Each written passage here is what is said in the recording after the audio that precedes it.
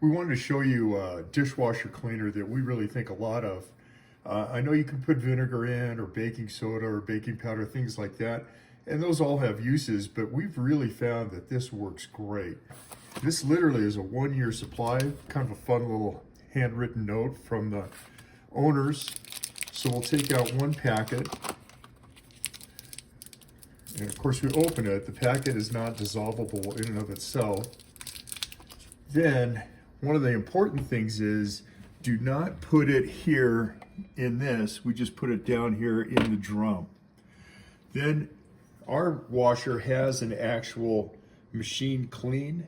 So we're going to turn power on, and then we're going to hold this for a second. And we'll go ahead and start it. We'll come back and see how it turned out. All right, the dishwasher just finished. So let's take a look and see how it looks inside. Boy, it smells great. Nice and shiny. All the screens are clean. That's probably the cleanest the tub's been since the last time we did this. Looks good.